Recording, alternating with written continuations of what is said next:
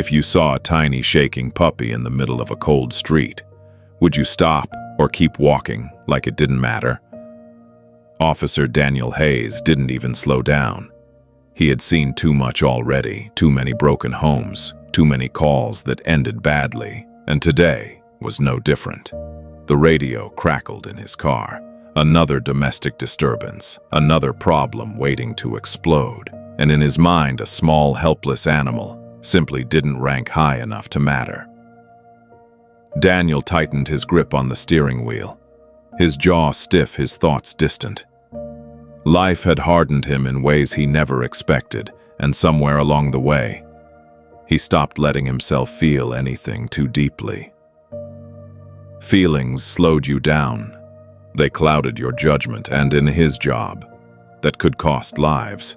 So, when he saw the puppy again in his rearview mirror, limping slightly, staring at his car like it was its last hope, he forced himself to look away.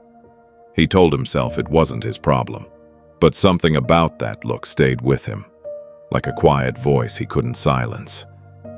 Even as he drove further, responding to calls, writing reports, speaking to strangers with rehearsed calm, that image kept slipping back into his mind.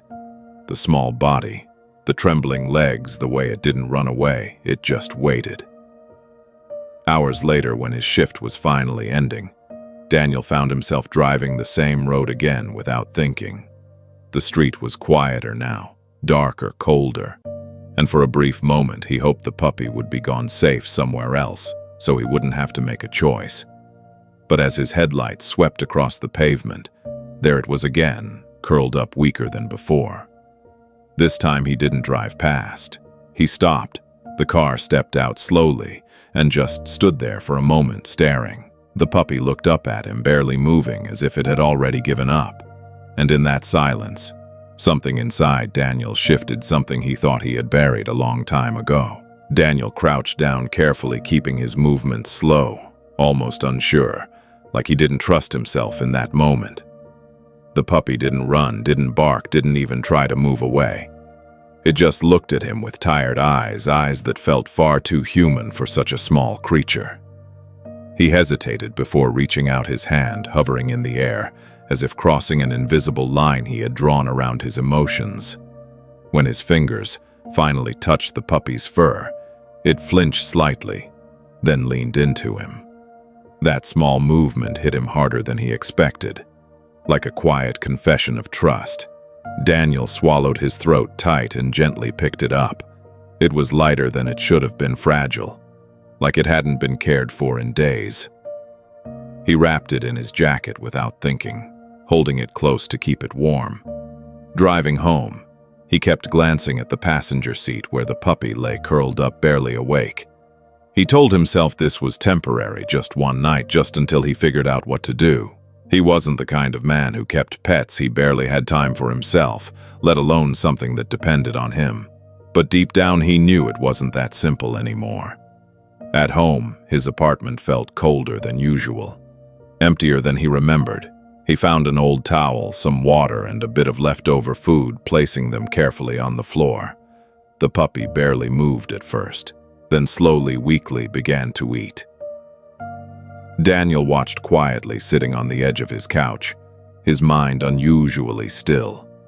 For the first time in a long time, the silence didn't feel heavy. It felt different.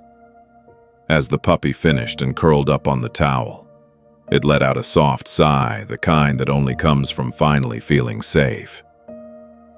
Daniel leaned back, staring at the ceiling, and realized something unsettling. He had spent years building walls around himself, convincing himself he didn't need connection, didn't need softness. But now, in this quiet room with a small life depending on him, those walls didn't feel as strong anymore. The next morning, Daniel woke up earlier than usual, not because of an alarm, but because of a soft whimper. For a second, he didn't recognize the sound, his mind still caught between sleep and reality.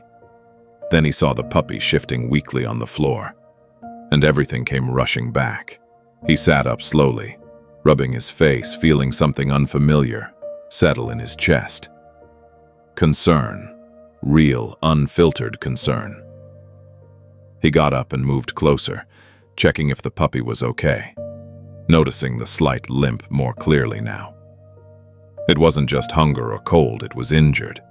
As he gently examined its leg, memories he had buried began to surface without warning. A younger version of himself, sitting in a quiet house, holding onto a dog that had once been his only comfort. Back when life wasn't about survival and duty, but about simple things like companionship and trust, that dog had been taken from him during a time when everything else was already falling apart, and since then, Daniel had promised himself he wouldn't get attached again. And yet here he was. He sighed deeply, the weight of that old promise clashing with what he was feeling now. The logical part of him said to take the puppy to a shelter to let someone else handle it, someone better equipped, someone with more time. But another part of him, quieter but stronger, refused to let go. He made a decision, then one he didn't fully understand. Daniel took the day off work, something he almost never did, and drove the puppy to a nearby vet. Sitting in that waiting room, surrounded by people who cared openly without hesitation, he felt out of place. But when the vet assured him the puppy would recover with proper care, he felt a strange sense of relief he couldn't explain. On the way home, the puppy rested calmly in his lap, trusting him completely. And Daniel realized something uncomfortable, yet undeniable. He wasn't just helping the puppy anymore. Somehow, in ways he couldn't yet put into words, the puppy was helping him too. Weeks passed, and something in Daniel's life began to shift in ways he never expected. The puppy, now stronger and more energetic, followed him everywhere, filling his once silent apartment with life. He named him Max, though he couldn't remember exactly when or why. It just felt right. Daniel started noticing small changes in himself. He came home earlier, spoke softer, even smiled sometimes without realizing it. Max had a way of breaking through his guarded nature, not with force, but with simple, unconditional presence. And slowly, Daniel began to let himself feel again. But life doesn't change without testing you. One night during a late shift, Daniel responded to a call that quickly turned dangerous. The situation escalated faster than expected. Tension rising, decisions needing to be made in seconds.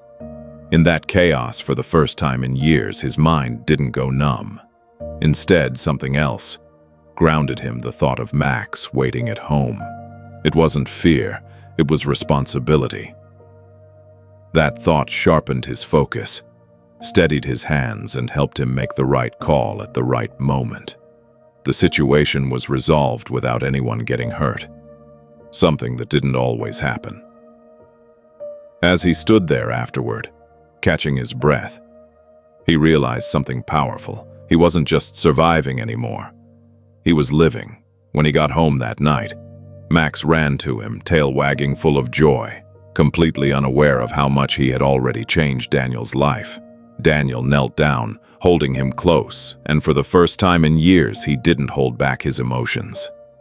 Because in that moment, he understood something deeply human. Sometimes the smallest, most unexpected connections can bring us back to ourselves. Months later, Daniel stood in the same street where he had first seen Max. It looked different now, not because it had changed, but because he had.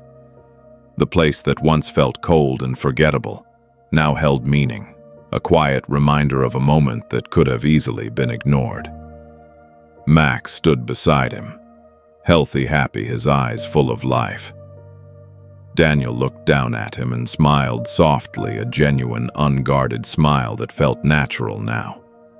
It was hard to believe that this small, fragile puppy had once been alone, waiting for someone who almost didn't stop. Daniel thought about how close he had come to driving away that night, to choosing indifference over compassion. And he realized something that stayed with him deeply.